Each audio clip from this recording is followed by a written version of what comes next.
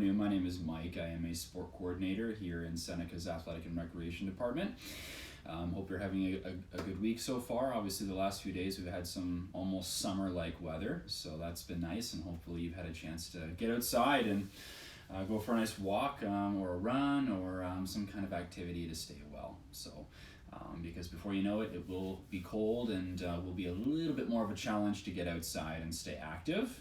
But we're here to obviously continue providing our tips for you. And today is Wellness Wednesday. So what I'm going to be doing is discussing a couple different types of stretching that you should be aware of, some that you will have already been doing, and maybe you didn't know what kind of stretches you were doing. And then I'll give you a quick little demonstration and a couple examples to compare the two different types of stretches, okay? So yeah, most of you will know probably from working out or going to a gym or just your own routines at home and some of the content we've been doing with you is static stretching versus dynamic stretching. And I use the word versus loosely just because it's not a comparison. It's not one versus the other as far as which one's more optimal, because they both are, and they both have their purposes for an individual and their routine, and maybe some imbalances and injuries, some weaknesses, tightnesses, things like that. So it's not so much versus, it's kind of A and B, or 1A and 1B. So static and dynamic, but what we're going to talk about is more the general type of stretching known as active and passive stretching, okay? So static and dynamic would be, I guess you could consider it maybe a subcategory that falls within passive and active stretching. So you can have an active static stretch and an active dynamic stretch. It really just depends on when to use it, whether it's a warm-up or for recovery or for just general flexibility training, which is definitely neglected in most people's routines. So the reason I want to talk about this and why it's so important is what I had just mentioned, and that distinction between when most people are stretching, it's usually because they are preventing injuries or performing some kind of dynamic active loosening warm-up before your resistance training or strength training workout, or after in a cool down where you want to maybe prevent certain tension and soreness and stuff like that. So most people, from what I have gathered and just from working with people in training and strength and conditioning and things like that, is when you ask them when they stretch, they usually say maybe a little before the workout and a little bit after. But it's never really a dedicated section of their workout specifically focusing on flexibility, and nor is it a top priority when it comes to your top 3 goals. So let's say your top 3 goals are weight loss, core strength, and power or muscular endurance or something like that. Flexibility typically is at the bottom of that list, and we're all kind of guilty of that because if you have an hour to work out, you want to make the most of it, and we understand. So basically what I'm talking about is how you can incorporate it without really even noticing. So active versus passive stretching is the overall approach to how you're stretching. So not just static, which is like a held stretch. So static just means you're holding that position for a certain amount of time, whether it's 15 to 30 seconds or longer, and you're lengthening that tissue, which will help loosen you up. Okay, that's kind of the really generic explanation for static stretching. Dynamic stretching is just like the word says, dynamic, so it involves movement of some kind.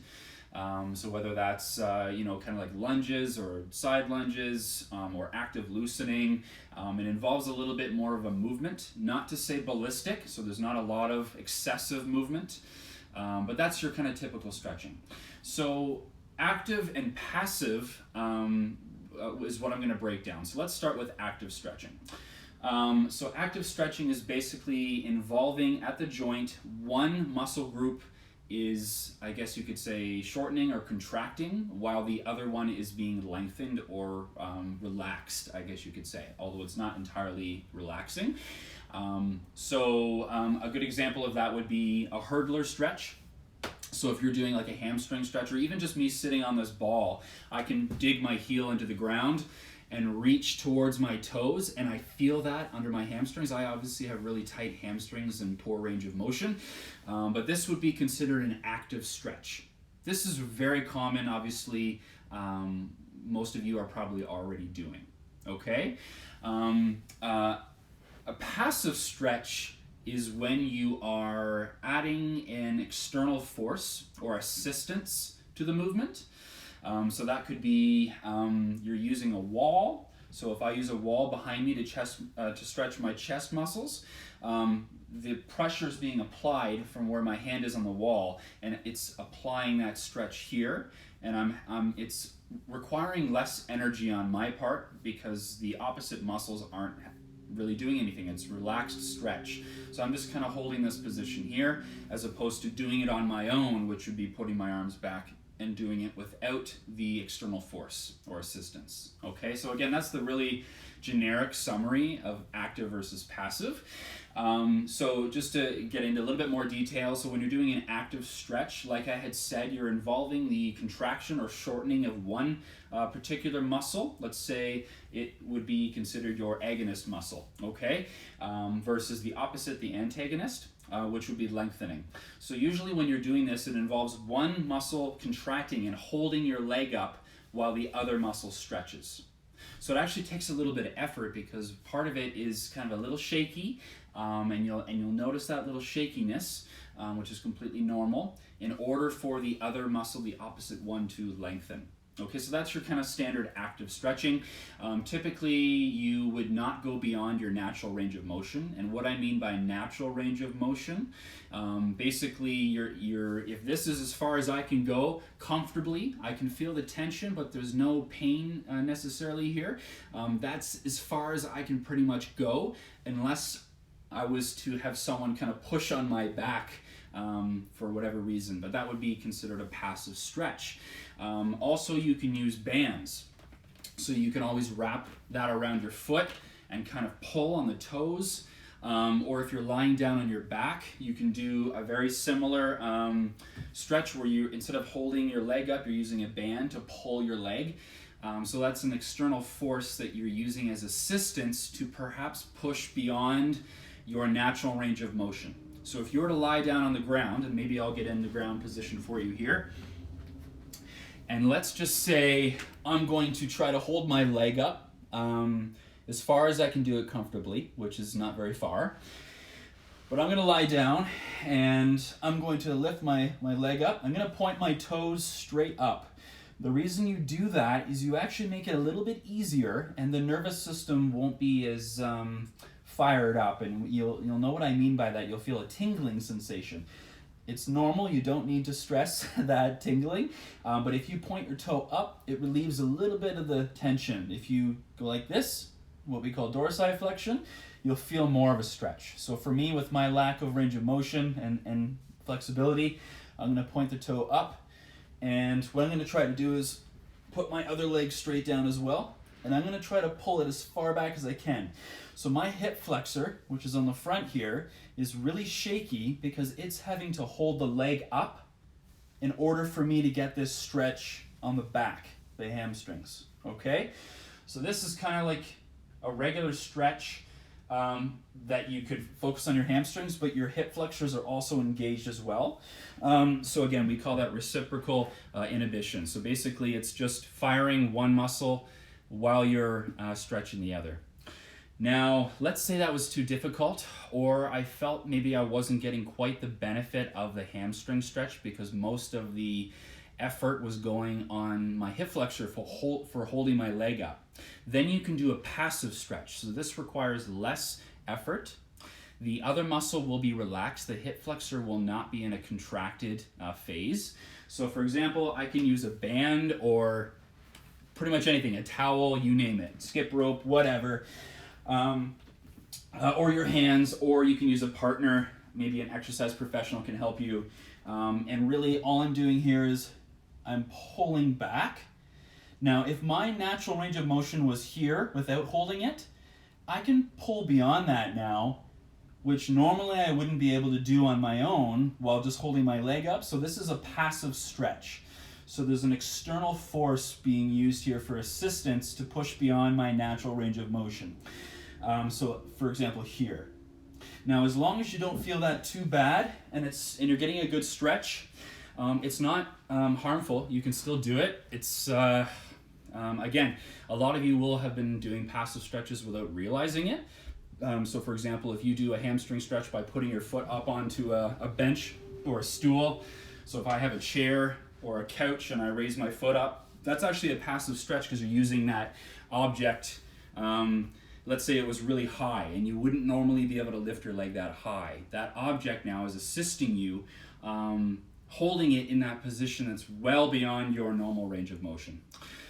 So obviously the benefit of that is it will increase your flexibility if you're doing it carefully over time, because if you're only ever stretching in a small little zone that is kind of not a safe zone, but somewhere where you're never really going to progress beyond, the passive stretching can help with that, okay? So what I would suggest doing is using, instead of a band, is maybe just a wall. So you can position yourself so that you have a wall here and then a hallway so your other leg can go, and you're just going to have your leg up on the wall. And you can hold that there, and it's in a relaxed position so the other part of the body isn't contracting. Now there are, I guess you could say, more advanced styles of stretching that aren't just active or passive. It's a little bit of a combination of both. And we call this PNF stretching. So it's proprioceptive neuromuscular facilitation, which is a mouthful, hence the acronym. And basically this was really used mostly originally for rehabilitative purposes, but has kind of caught on with different methods with exercise professionals and rehabilitation professionals.